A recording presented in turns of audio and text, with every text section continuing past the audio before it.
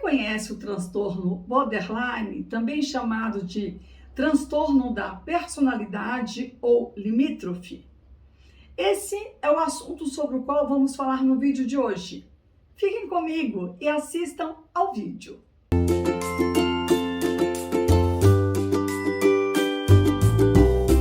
Olá pessoal, que bom que vocês continuam por aí prestigiando o Infinito Afeto, canal criado para que possamos dialogar com a psicanálise assuntos contemporâneos que tanto desestabilizam pais e crianças de primeiríssima e primeira infância. O assunto de hoje é o transtorno da personalidade borderline a partir da visão da psicanálise.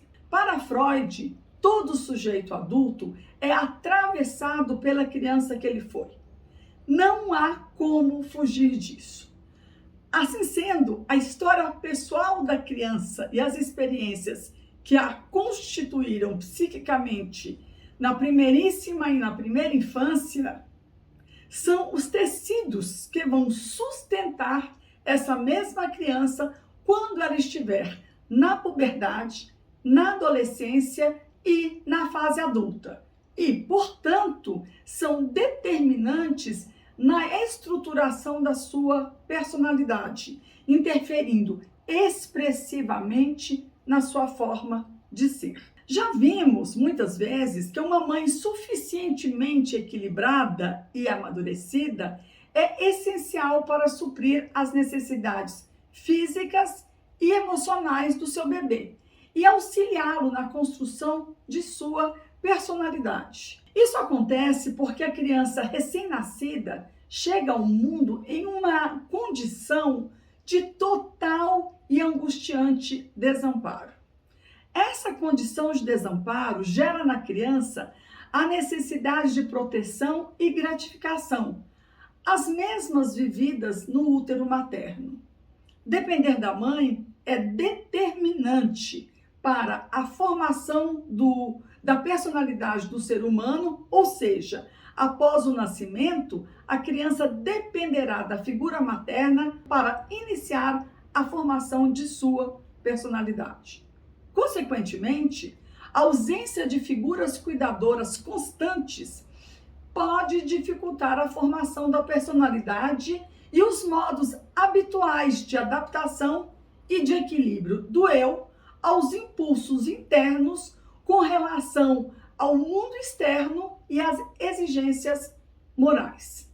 Em uma perspectiva freudiana, a personalidade se constitui a partir das vivências e pelo desenvolvimento em fases da libido, como se estrutura o desejo inconsciente e as formas como o eu lida com os conflitos e as frustrações. Entretanto, se no decorrer da aquisição das fases psicossexuais, a criança ficar fixada na fase oral ou anal, diante de uma repressão ou de um problema ou de um conflito, será para a fase na qual ela ficou fixada que ela vai voltar, que ela retornará, caracterizando aí, portanto, uma regressão, que pode ser duradoura ou que pode ser momentânea. Mas o importante é que crianças ou adultos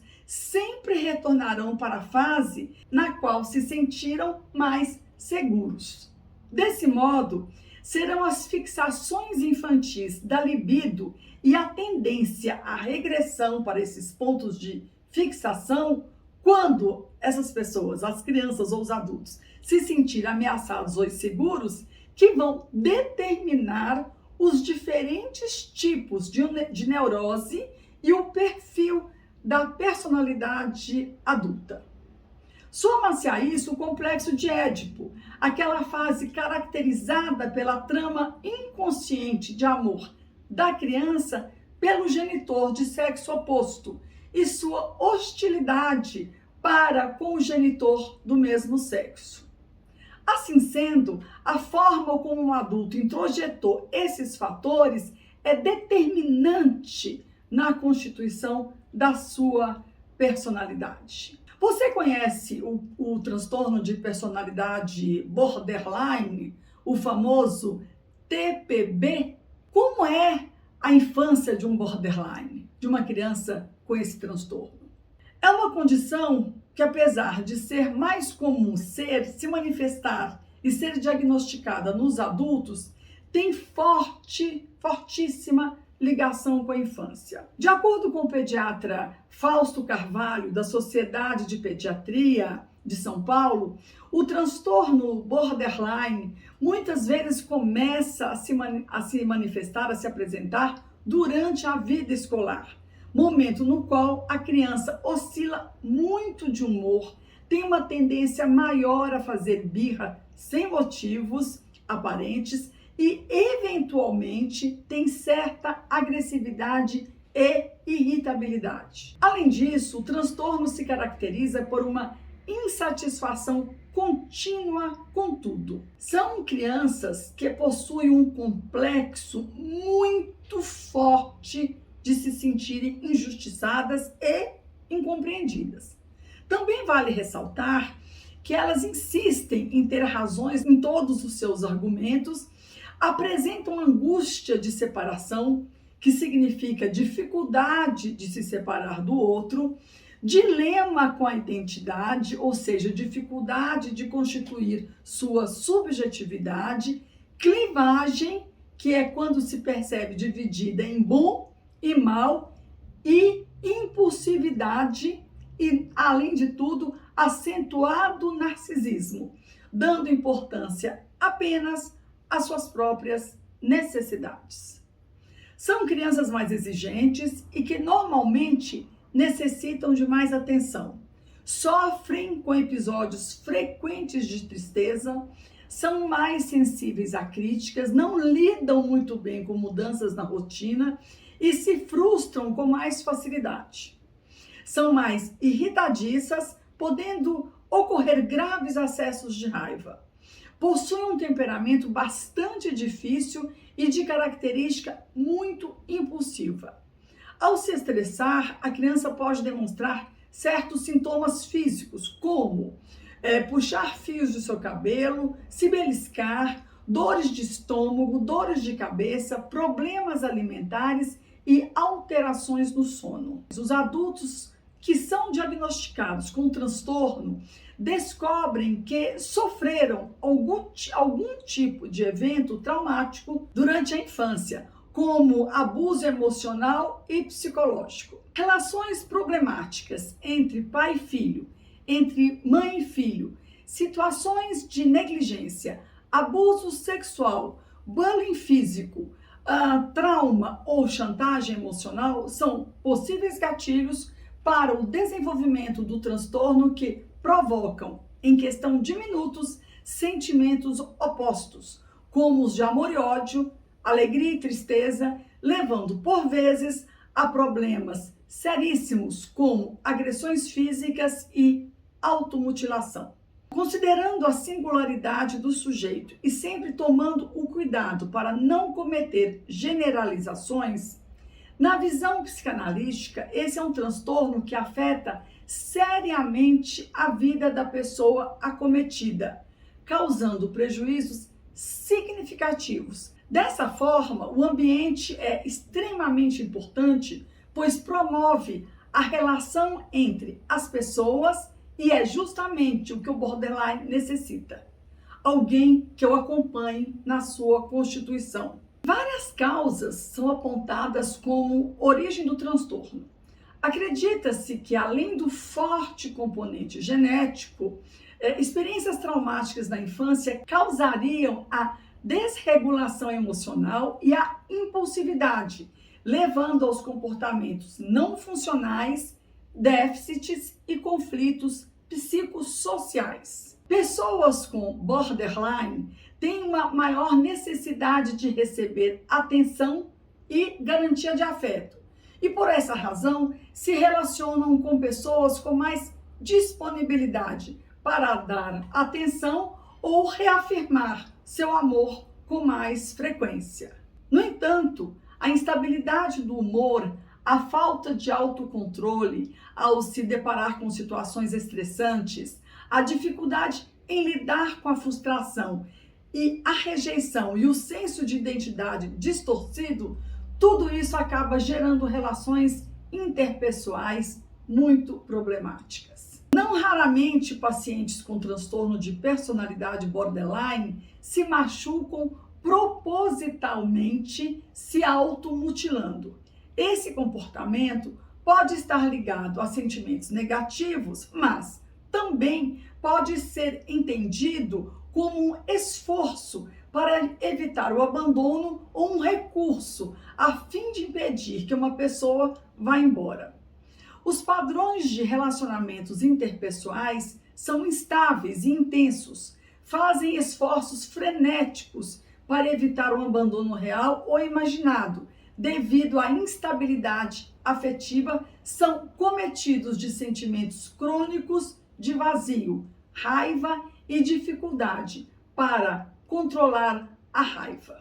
Considerando-se que o período da adolescência por si só já se configura como uma situação limite, tendo em vista todos os enfrentamentos necessários e todas as reorganizações subjetivas daí decorrentes, caracterizando-se como um período emocionalmente turbulento e marcado por ressignificações e movimentações pulsionais intensas, entende-se que das derivações dessas turbulências todas é que serão definidas as características mais fixas e estáveis da personalidade. Em se tratando dos adolescentes com organização borderline, toda essa dinâmica revela-se ainda mais intensificada. Adquire uma relevância, portanto, a dimensão da história de vida desses adolescentes, geralmente marcadas por funcionamentos familiares bastante comprometidos, denotando um contexto instável, caótico e inseguro. Considerando que as questões intrapsíquicas e intersubjetivas são fundamentais para a constituição de uma personalidade saudável, a literatura também discute a influência da cultura contemporânea, a cultura de hoje, nesse processo e suas interferências nas vivências da adolescência. O tempo contemporâneo é marcado pelo instantâneo, pela superficialidade e pelo imediatismo que desestrutura as relações. Soma-se a isso a questão de que culturalmente ser adolescente é um ideal e a mídia contribui significativamente para a representação desse ideal. Ser jovem é transgredir, não ter limites e estar fora da lei, como vimos recentemente em um vídeo que eu fiz. Assim, as barreiras intergeracionais cada vez diminuem mais, o que deixa o adolescente em uma situação de total desamparo, sem uma figura de adulto para se identificar, com a qual possa se identificar. Em 2003, a psicanalista Maria Rita Kell refere que o abandono das crianças e adolescentes de hoje ocorre quando os adultos responsáveis não sustentam sua diferença diante deles, não lhes conferindo um lugar. Tal situação resulta na fragilidade, na transmissão de parâmetros éticos para as novas gerações. Com efeito, o fenômeno borderline articula-se ao contexto da atualidade, tendo em vista esse mal-estar contemporâneo marcado por uma cultura cada vez mais competitiva, individualista e narcísica. Como consequência, aparece a falta de referência em razão da perda das suas raízes, possibilitando o aumento do desamparo do ser humano. O adolescente borderline, por conseguinte, busca um lugar de acolhimento cada vez mais difícil de se encontrar. Todos esses fatores, somados à proliferação da violência nos mais diversos âmbitos, seja urbano, familiar e institucional, a crise de valores éticos e as novas configurações familiares não podem ser desprezados quanto às suas implicações em termos de sofrimento psíquico e repercussões nos vínculos afetivos durante a adolescência. Os estudos têm avaliado o papel da negligência e da superproteção na infância dos pacientes borderline, além das representações parentais destes pacientes. Destacam-se nesse sentido as percepções contraditórias, fragmentadas e conflitivas em relação aos pais. As mães, geralmente, são vistas como pouco carinhosas e pouco cuidadoras, altamente controladoras, altos níveis de encorajamento, de autonomia e alta permissividade, o que acaba refletindo em uma representação de falta de controle parental. Aponta-se ainda que as falhas ocorridas durante a constituição psíquica desses adolescentes associam-se às suas interações precoces, podendo estar relacionadas às falhas na constituição psíquica da própria mãe, que não conseguiria dar sentido às experiências do bebê. Bom, diante de todo esse quadro, quais seriam as formas e quais seriam os tratamentos da síndrome borderline em adolescentes e adultos? E também crianças, claro.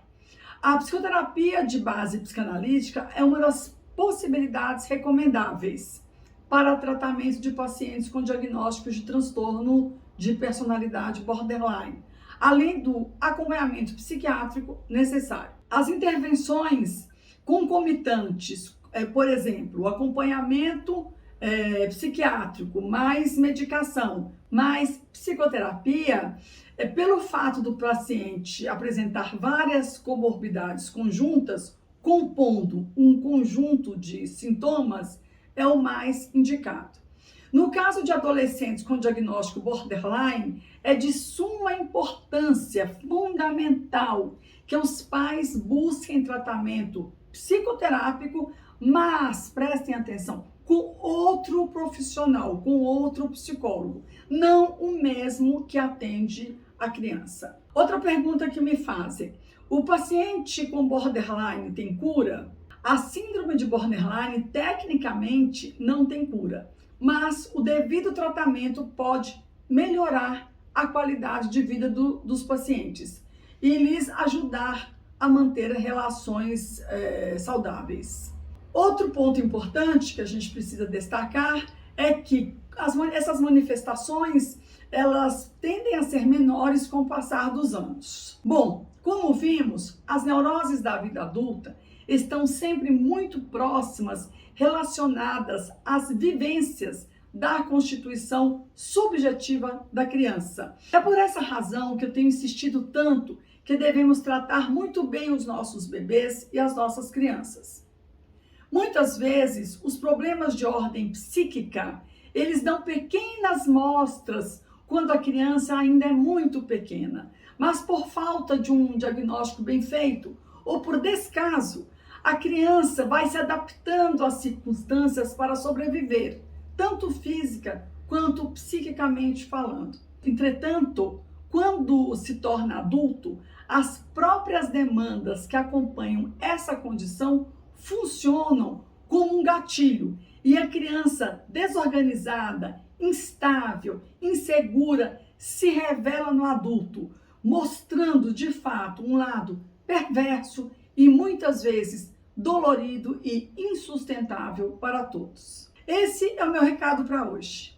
Não deixem de se inscrever no canal, ativar o sininho e, em nome da criança, compartilhar. Sejamos solidários para com as famílias e crianças carentes de informação de qualidade.